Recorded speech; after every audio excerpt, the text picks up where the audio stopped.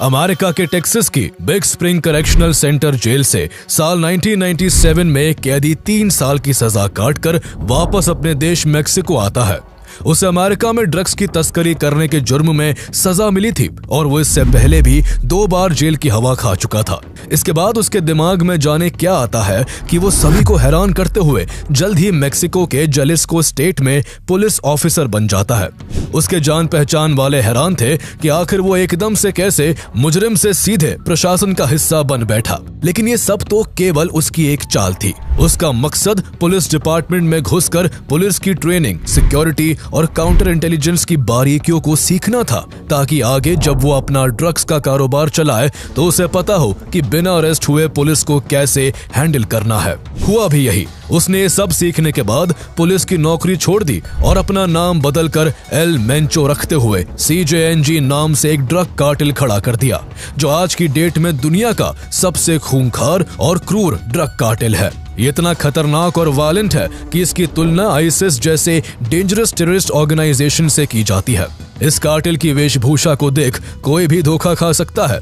इसके हजारों लड़ाके मिलिट्री की तरह यूनिफॉर्म पहने हुए आर्मी जैसे कॉन्वॉय के साथ अपने शिकार पर निकलते हैं, जिनके पास अपने देश की पुलिस से भी ज्यादा एडवांस हथियार हैं। एल मेंचो के इस क्रूर ड्रग कार्टेल ने अपने कारोबार के लिए मेक्सिको की सड़कों को खून से रंग दिया। सिविलियंस हो या पॉलिटिशियंस, पुलिस ऑफिसर्स हो या आर्मी सोल्जर्स, जर्नलिस्ट हो या जज, जो भी उसके रास्ते में आया उसने उसे मौत की नींद सुला दिया। उसकी इस ब्रुटैलिटी का असर ये हुआ कि उसने बहुत ही कम समय में ड्रग जगत में अपने नाम का झंडा गाड़ दिया। साल 2016 में मेक्सिको के सबसे बड़े ड्रग लॉर्ड एल चैपो के अरेस्ट होने के बाद एल मेंचो उसके भी काफी मार्केट शेयर को कैप्चर कर और भी ताकतवर बन गया। कमाल की बात यह है कि वो कभी एल चैपो के सब्सिडरी कार्टेल का एक मामूली सा बॉडीगार्ड हुआ करता था। वो अब कितना खतरनाक बन चुका है, इसका अंदाजा इसी बात से लगाया जा सकता है कि जहां अमेरिका ने एल चैपो को पकड़ने के लिए $5 मिलियन का रिवॉर्ड रखा था, तो वही एल मेंचो को पकड़ने के लिए अमेरिका ने $15 मिलियन का इनाम रखा है। लेकिन इसके बावजूद उसे अभी तक पकड़ा नहीं जा सका। तो आइए जानते हैं कौन है ये ड्रग वर्ल्ड का उगता सूरज एल मेंचो, जो पाब्लो एस्कोबार और एल चैपो जैसे ड्रग लॉर्ड्स के बाद बहुत ही कम समय में ड्रग वर्ल्ड का बेताज बादशाह बन चुका है। उसकी ऑर्गेनाइजेशन CJNG क्रूरता की किस हद तक जाकर अपने कामों को अंजाम देती है, और आखिर क्यों मेक्सिको के इस मोस्ट वांटेड क्रिमिनल को अभी तक पकड़ा नहीं जा सका है। And 90% of the drugs coming here are from Mexico. That's why authorities want in their custody a Mexican drug lord named Nermisio Cervantes, or El Mencho. The DEA is offering $10 million for information leading to the arrest of the Mexican drug kingpin known as El Mencho. Such a huge bounty on such a physically insignificant man shows the intensity behind a fugitive manhunt for Chicago's public enemy #1. CJNG has become more prominent and manufactures and traffics in high volumes of methamphetamine and other drugs. Tonight, the man they call El Mencho is still a fugitive, but his son, the so-called Menchito, has just been extradited from Mexico to face U.S. prosecution. The drug cartels are waging war in America, and it's now time for America to wage war on the cartels.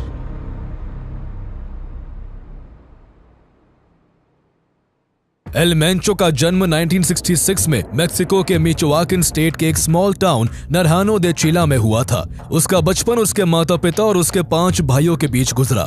उसका परिवार बड़ा था लेकिन बेहद गरीब भी था, जहां एवोकाडो फार्मिंग ही थोड़ी बहुत इनकम का जरिया थी। मेक्सिको में एवोकाडो फार्मर्स की हमेशा से बुरी हालत रही है, क्योंकि इसकी खेती को मोस्टली ड्रग कार्टेल्स द्वारा कंट्रोल किया जाता रहा है, जो खेती करने वाले गरीब किसानों को उनके हक के भी पैसे नहीं देते।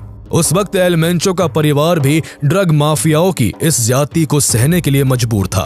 तब किसी को कहां पता था कि एक दिन इसी गरीब किसान परिवार का लड़का मेक्सिको का सबसे बड़ा ड्रग माफिया बन जाएगा। घर की खराब फाइनेंशियल कंडीशन के बीच एल मेंचो अपनी स्कूल की पढ़ाई भी पूरी नहीं कर सका और वो 5th ग्रेड में ही स्कूल छोड़कर छोटे मोटे कामों से अपनी फैमिली को फाइनेंशियली सपोर्ट करने लगा।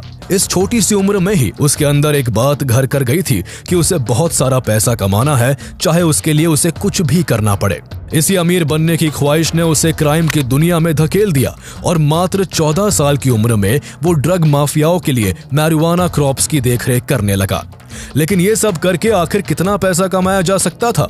उसके सपने इन सब कामों से कई बड़े थे। वो जिंदगी में कुछ बड़ा करना चाहता था, जिसके लिए उसने अपना घर, अपना शहर, यहाँ तक कि अपना देश भी छोड़ने का फैसला कर लिया। मेक्सिको छोड़कर वो इलीगल तरीके से अमेरिका जाकर रहने लगा। वहां वो अपने ओरिजिनल नेम रूबेन ओसेगुएरा कैरवांतेस को बदलकर अलग अलग नामों से छोटी मोटी क्रिमिनल एक्टिविटीज में इन्वॉल्व हुआ। इन्हीं गैर कानूनी कामों के चलते साल 1986 में उसका सामना पुलिस से होता है, जब चोरी करने और एक लोडेड बंदूक रखने के जुर्म में उसे सैन फ्रांसिस्को पुलिस ने अरेस्ट कर लिया। लेकिन एल मेंचो उसके बाद भी नहीं रुका और उसने यहाँ से रिहा होने के बाद मेक्सिको और अमेरिका के बॉर्डर को बार बार इलीगली क्रॉस कर ड्रग माफियाओं के लिए ड्रग स्मगल करना शुरू कर दिया। इसी बीच उसे मेथाम्फेटामिन के ट्रेड के बारे में भी काफी कुछ जानने को मिला, जिसकी डिमांड अमेरिका में लगातार बढ़ती जा रही थी। यह एल मेंचो की जिंदगी का ड्रग्स कैटेगरीज और ड्रग वर्ल्ड के फंक्शन के बारे में एक्सप्लोर करने का फेज था। लेकिन इस बीच 1989 में उसे एक बार फिर पुलिस के हत्थे चढ़ना पड़ा, जब उसे ड्रग्स बेचने की वजह से सैन फ्रांसिस्को में अरेस्ट कर लिया गया। उसे कई महीने जेल में रखने के बाद वापस मेक्सिको डिपोर्ट कर दिया गया। लेकिन फिर भी एल मेंचो के ना तो इरादे डगमगाए और ना ही उसके कारनामे रुके। वो फिर से अमेरिका आकर अपने बड़े भाई अब्राहम के साथ ड्रग्स बेचने के काम में लगा रहा। उस वक्त तक एल मेंचो कितना शातिर हो चुका था, इसका अंदाजा एक इंसिडेंट से लगाया जा सकता है। जब साल 1992 में सैन फ्रांसिस्को के बार में वो और उसका बड़ा भाई अब्राहम हीरोइन की एक डील करने गए। लेन देन का सारा काम उसके भाई का था और उसे वहां केवल देखरेख करनी थी। जब दोनों काम खत्म होने के बाद वापस लौटे तो एल मेंचो ने क्लाइंट की दी गई पैसों की गड्डी को देखा, जिसके नोट बहुत ही साफ सुथरे और सिस्टमैटिक तरीके से पैक्ड थे। उसने उन पैसों को देखते ही अपने भाई से कहा कि जिन लोगों से उन्होंने डील की थी वो क्लाइंट के भेष में अंडरकवर कॉप्स थे और आगे उन्हें उनसे सतर्क रहना होगा। एल मेंचो का शक बिल्कुल सही था, लेकिन तब तक देर हो चुकी थी। पुलिस ने उनके बारे में सब कुछ पता लगा लिया था और उस इंसिडेंट के केवल 3 हफ्ते बाद उन दोनों को अरेस्ट कर लिया। दोनों को पकड़ के कोर्ट में जज के सामने लाया गया, जहां एल मेंचो ने खुद को निर्दोष बताते हुए अपने ऊपर लगे सभी आरोपों को मानने से इनकार कर दिया। लेकिन जब उससे कहा गया कि अगर उसने सच नहीं बोला तो उसके बड़े भाई को उम्र कैद की सजा सुना दी जाएगी, तो उसने अपने भाई की खैरियत के लिए अपना जुर्म कबूल कर लिया। इसके बाद उसे वेस्ट टेक्सास के एक private prison big Spring correctional centre में 5 साल की सजा काटने के लिए भेज दिया गया। वहां उसकी मुलाकात अपने जैसे कई नौजवानों से हुई, जिन्हें आगे चलकर वो अपनी गैंग का हिस्सा बनाने वाला था। वो 3 साल तक इस जेल में रहा, जिसके बाद साल 1997 में उसे पैरोल पर रिलीज कर वापस मेक्सिको भेज दिया गया। इसके बाद एल मेंचो का अगला कदम सभी को चौंकाने वाला था। उसने अमेरिका से मेक्सिको लौटकर जलिस्को स्टेट पुलिस को ज्वाइन कर लिया और जलिस्को के काबो कोरिएंटेस और तोमातलान में पुलिस ऑफिसर बन गया। वो बार बार पुलिस के हाथों पकड़ा जाता था, इसलिए वो खुद पुलिस में शामिल होकर उनके काम करने के तरीकों को सीखकर भविष्य में अपना रास्ता आसान करना चाहता था। आगे चलकर पुलिस की ये ट्रेनिंग और काउंटर इंटेलिजेंस की समझ सच में उसके बहुत काम आने वाली थी। कुछ ही समय बाद उसने पुलिस की ये नौकरी छोड़ दी और ड्रग्स की दुनिया में नाम कमाने के लिए मिलेनियो कार्टेल से जुड़ गया। यहाँ उसे सबसे पहला काम हिटमैन का मिला, जिसे हर हाल में मिलेनियो कार्टेल के फाउंडर अरमांडो वेलेंसिया कॉर्निएलो को प्रोटेक्ट करना था।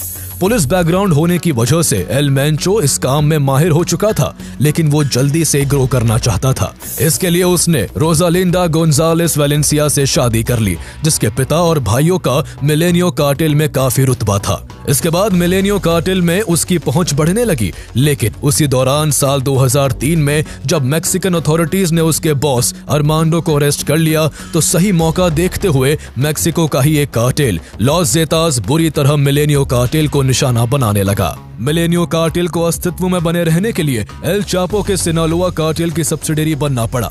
जिसे एल चापो की वाइफ के अंकल नाचो कोरोनेल द्वारा चलाया जाने लगा। मेंचो को यहाँ कोरोनेल के बॉडीगार्ड और हिटमैन का रोल मिला। ऐसे में एल मेंचो एक तरह से एल चैपो के साथ जुड़ गया था। हालांकि उस वक्त ना तो एल चैपो की नजर में उसकी कोई वैल्यू थी और ना ही उसको यह अंदाजा था कि आगे चलकर ये एक मामूली सा बॉडीगार्ड उसका सबसे बड़ा दुश्मन बन जाएगा। देखते ही देखते कई साल गुजरते गए और एल मेंचो मिलेनियो कार्टेल में अपनी पकड़ को काफी मजबूत करता गया। वो स्किल्ड शूटर्स की टीम को लीड करने लगा था जो उसके एक इशारे पर किसी को भी छलनी कर सकते थे।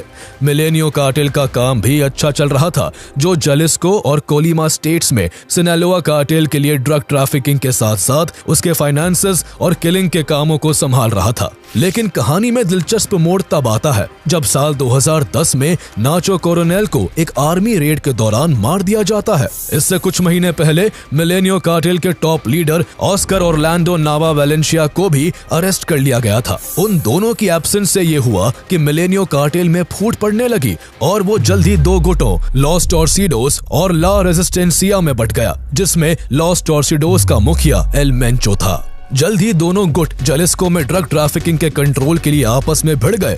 इस दौरान एल मेंचो ने अपना इतना खूंखार रूप दिखाया कि उसने जलिस्को की सड़कों को अपने विरोधियों के खून से रंग दिया। एक ही झटके में जलिस्को में मर्डर रेट डबल से भी ज्यादा हो गया। दूसरे गुट के जितने भी लोग थे या तो वो मारे गए या उन्हें शहर छोड़कर भागना पड़ा। ये उसकी पहली ऐसी जीत थी जिसकी गूंज ने मैक्सिकन ड्रग लॉर्ड्स को हिला कर रख दिया था। उसने जलिस्को के ड्रग कारोबार का कंट्रोल अपने हाथों में लेते हुए अपने संगठन का नाम बदलकर कार्टेल दे जलिस्को नुएवा जनरेशन CJNG रख लिया, जो आगे चलकर ऐसा आतंक मचाने वाला था कि मेक्सिको के साथ साथ अमेरिका की सरकार की भी नींद उड़ने वाली थी। ड्रग ट्रैफिकिंग के फील्ड में अच्छे से पैर जमाने के लिए एल मेंचो बाकी के ड्रग कार्टेल्स के इलाकों को छीनना चाहता था। उसकी लिस्ट में सबसे पहला नाम लॉस जेतास का था, जो मेक्सिको का मोस्ट डेंजरस और बहुत ही वायलेंट ड्रग कार्टेल था। इस कार्टेल को कभी मेक्सिकन सिक्योरिटी फोर्सेस के कुछ एक्स कमांडोज द्वारा तैयार किया गया था। एल मेंचो ने CJNG की फॉर्मेशन से पहले जीटा किलर्स नाम से भी एक गुट बना रखा था, जिसका मकसद लॉस जेतास कार्टेल को खत्म करना था। उसके लोगों ने लॉस जेतास के खिलाफ ऑनलाइन कई वीडियोस डाली थी, जिसमें उन्होंने लॉस जेतास को सिविलियंस का हत्यारा और खुद को उनका रक्षक बताया था। लेकिन CJNG के फॉर्मेशन के बाद मेक्सिको की जनता जान चुकी थी कि यह संगठन लॉस जेतास से भी ज्यादा खूंखार है। इसकी मिसाल तब देखने को मिली जब एल मेंचो ने लॉस जेतास से वेराक्रूज के एरिया का कंट्रोल लेने के लिए उसके खिलाफ हमले तेज कर दिए। इन्हीं हमलों के चलते 20 सितंबर 2011 को वेराक्रूज के बोका डेल रियो इलाके से 2 ट्रक भर के 35 लोगों की लाशें बरामद हुई। CJNG के दावे के अनुसार ये सब लॉस जेतास के मेंबर्स थे, जिन्हें मौत के घाट उतारकर उन्होंने संदेश दे दिया था कि अब इस इलाके में उनका धंधा चलेगा। एल मेंचो बेहद शातिर था। वो जिस लॉस जेतास को निशाना बना रहा था, खुद भी वो उसी के नक्शे कदम पर चलकर अपने ग्रुप CJNG को लॉस जेतास के जैसा बनाने में लगा था। वायलेंट टैक्टिक्स से लेकर मिलिट्री जैसी यूनिफॉर्म, वेपन्स और टैंक्स तक लगभग हर चीज उसने उसी की कॉपी की थी। उसे दूसरे कार्टेल्स की जो भी खूबी खास लगती, वो उसे अपनी ऑर्गेनाइजेशन के लिए अडॉप्ट कर लेता। उसकी इसी होशियारी से ये हुआ कि देखते ही देखते उसकी खुद की एक सेना खड़ी हो गई, जिसका पहनावा आर्मी जैसा था और जिसके हथियार अपने देश की पुलिस से भी ज्यादा एडवांस थे। इस उभरती ताकत को देख जहां सैकड़ों युवा खुद CJNG से जुड़ गए, तो वहीं और भी यंग लड़कों को अपने साथ जोड़ने के लिए उसके लोग सोशल मीडिया पर वीडियोस डालकर अपनी पावर का शो ऑफ करते, जिसमें वो कभी किसी का सर काटते हुए दिखाते तो कभी हवा में बंदूकों को लहराते। इसके अलावा नौजवानों को अपनी गैंग में शामिल करने के लिए रॉबिन हुड टाइप टैक्टिक भी अपनाई जाती, जिसके लिए वो कभी गरीब युवाओं को खाना और घर देकर तो कभी नौकरी का लालच देकर अपने चंगुल में फंसा लेते और फिर उन्हें CJNG का मेंबर बनने की सख्त ट्रेनिंग दी जाती। इस तरह एल मेंचो की 5000 नौजवान लड़ाकों की फौज तैयार हो चुकी थी। लॉस जेतास की ताकत को कम करने के बाद El Mencho the Knights Templar समेत और भी कार्टेल्स को निशाना बनाकर उनसे उनके इलाके छीनने लगा। अपनी अल्ट्रा वायलेंट टैक्टिक के चलते उसने जलिस्को से कोलिमा और गुआनाजुआतो से मिचोआकन तक ड्रग ट्रैफिकिंग में अपना नेटवर्क स्ट्रॉन्ग कर लिया। CJNG सबसे पहले मेथाम्फेटामीन की कैटेगरी में इन्वॉल्व रहा, जिसमें उसका काम इसके प्रोडक्शन से लेकर डिस्ट्रीब्यूशन तक का था। इसके प्रोडक्शन के लिए CJNG के पास खुद की 100 से भी ज्यादा मेथ लैब्स थी, जिन्हें बहुत ही आइसोलेटेड एरियाज में बनाया गया था। मोस्टली लैब्स घने जंगलों में बनी हुई थी, जहां बच्चों से लेकर महिलाओं तक से फोर्सफुली काम कराया जाता और जो भी काम करने से मना करता उसे मार दिया जाता। मैथ ट्रेड में एल मेंचो को काफी प्रॉफिट हो रहा था, लेकिन उसके ख्वाब रईसी की बुलंदी पर पहुंचने के थे। इसलिए उसने अपने कार्टेल को डाइवर्सिफाई करते हुए मेथाम्फेटामिन के साथ साथ कोकेन, हीरोइन और फेंटेनाइल का भी बिजनेस शुरू कर दिया। एल मेंचो की लीडरशिप में CJNG बहुत कम समय में बहुत तेजी से ग्रो करने वाला बेहद खतरनाक ड्रग कार्टेल बन गया। ड्रग्स के धंधे के अलावा साइड इनकम और अपनी ताकत को बढ़ाने के लिए एल मेंचो ऑयल की चोरी, ह्यूमन ट्रैफिकिंग, एक्सटॉर्शन और माइग्रेंट स्मगलिंग भी करने लगा। वो बिजनेस ओनर्स और इंडिपेंडेंट ड्रग ट्रैफिकर्स से प्रोटेक्शन मनी भी वसूलता। वो मेक्सिको की क्राइम की दुनिया का उगता हुआ सूरज था, जिसने ड्रग जगत में अपने नाम का परचम लहरा दिया। जहां उसने बाकी के ड्रग्स कार्टेल्स का धंधा चौपट कर दिया, तो वही मैक्सिकन अथॉरिटीज की चिंताओं को काफी बढ़ा दिया था। मैक्सिकन अथॉरिटीज सबसे ज्यादा उसके आक्रामक रवैये से परेशान थी। जहां बाकी के ड्रग माफिया अपना धंधा चलाने के लिए करप्ट पुलिस वालों और नेताओं को रिश्वत देते थे, तो वही एल मेंचो का सिर्फ एक ही कानून था, मौत। वो किसी पर भी गोली चलाने से पहले 2 बार नहीं सोचता। जहां उसे लगता कि कोई उसके काम में अड़ंगा डाल रहा है, वो उसे मार देता। पुलिस हो या आर्मी, पॉलिटिशियंस हो या मिनिस्टर्स, जर्नलिस्ट हो या जज, उसने अपने रास्ते में आने वाले हर ओहदे के इंसान का शिकार किया। अथॉरिटीज उसे पकड़ने के लिए उसके पीछे हाथ धोकर पड़ी, लेकिन वो हर बार बच निकलता। जब जब पुलिस उसे पकड़ने के लिए उसके ठिकाने पर छापा मारती, तब तक उसके लोग उसे सेफली निकालने के लिए सड़कों पर बैरिकेड्स लगाकर चक्का जाम कर देते, तो कभी सड़क किनारे बनी दुकानों और वहां खड़ी गाड़ियों को आग के हवाले कर देते। पुलिस ट्रेनिंग के दौरान सीखी गई टैक्टिक्स ने भी उसकी बच निकलने में काफी मदद की। एल मेंचो की होशियारी की एक मिसाल ये भी थी कि उसने मेक्सिको की सरकार और पुलिस में अपने जासूसों को भर्ती करवा रखा था, जिससे पुलिस ऑपरेशंस की खबर उसे पहले ही लग जाती और वो बच निकलता। पुलिस की कार्रवाई में वो तो बच जाता, लेकिन इस बीच उसके कई मेंबर्स या तो मारे जाते या उन्हें पकड़ लिया जाता। पुलिस द्वारा पकड़े गए उसके गैंग मेंबर्स में एक नाम उसके बेटे रूबेन ओसेगुएरा गोंजालेस का भी था। एल मेंचो भी पुलिस की कार्रवाई का जवाब अपने भयानक अंदाज में देता। वो बदले में पूरे के पूरे पुलिस कॉन्वॉय को ही बम से उड़ा देता। ऐसे ही अप्रैल 2015 में देखने को मिला, जब उसके लोगों ने जलिस्को से गुजरते पुलिस के काफिले पर घात लगाकर जोरदार हमला कर दिया। इस हमले में 15 पुलिस ऑफिसर्स मारे गए और 5 पुलिस वाले बुरी तरह घायल हो गए।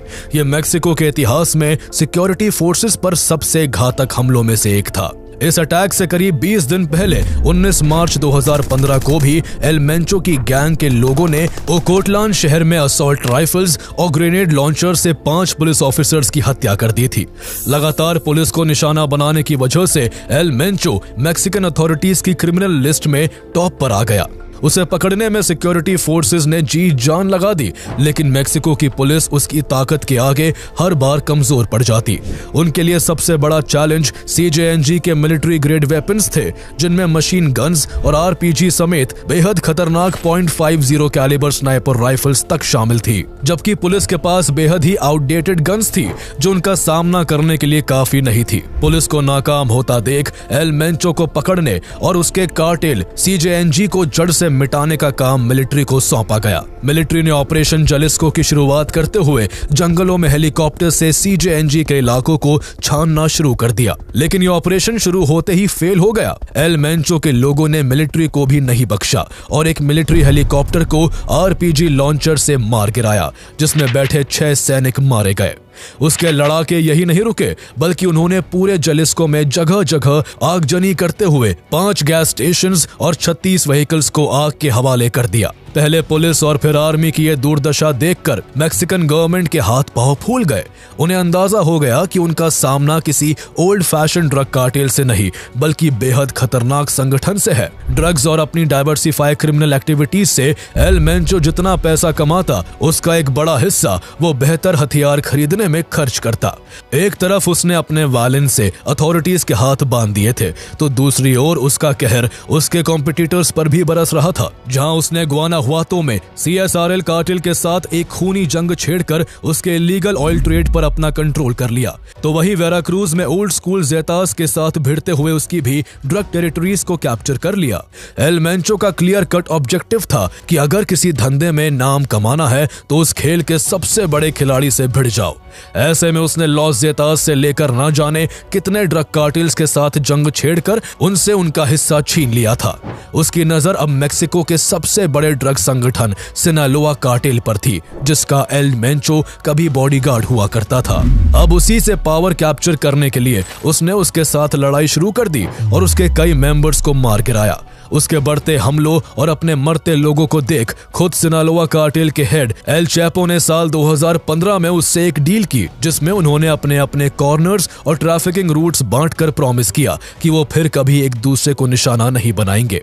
लेकिन साल 2016 में जब एल चैपो अरेस्ट हुआ और उसे अमेरिका की जेल में उम्र कैद की सजा हुई तो एल मेंचो ने ये डील तोड़ते हुए सिनालोआ कार्टेल की टेरिटरीज को कैप्चर करना शुरू कर दिया। वो अमेरिका में एंट्री के दो मेन स्मगलिंग पॉइंट्स सियुदाद हुआरेस और टिजुआना को कब्जे में लेने के लिए सिनालोआ कार्टेल के लोगों को मौत के घाट उतारने लगा। इसके बाद उसने कोलिमा में भी सिनालोआ कार्टेल के खिलाफ जंग छेड़ दी, जिसके चलते वहां इतना खून खराबा हुआ कि वहां का मर्डर रेट 3 गुना से भी ज्यादा बढ़ गया। वो यही नहीं रुका बल्कि उसने अगस्त 2016 में एल चैपो के 2 बेटों को जलिस्को के एक रेस्टोरेंट से किडनैप करवा लिया, जहां वो अपने दोस्तों के साथ बर्थडे सेलिब्रेशन के लिए आए हुए थे। एल मेंचो उन्हें बिना परमिशन के उसके इलाके में घुसने के लिए मौत की नींद सुलाना चाहता था, लेकिन सिनालोआ कार्टेल ने $2 मिलियन और बहुत सारा ड्रग स्टोरेज देकर बड़ी मिन्नतों से एल चैपो के बेटों को छुड़वा लिया। इस इंसिडेंट के बाद उसने साफ कर दिया था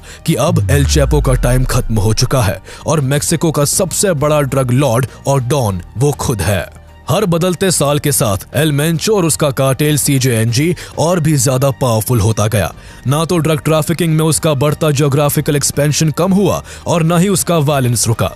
अपने रास्ते में आने वाले हर शख्स को उसने मिट्टी में मिला दिया। जिसे मारने में वो नाकाम रहा उसका उसने इतना बुरा हश्र किया कि उन्हें हर दम मौत का डर सताने लगा और वो चैन की नींद गवा बैठे।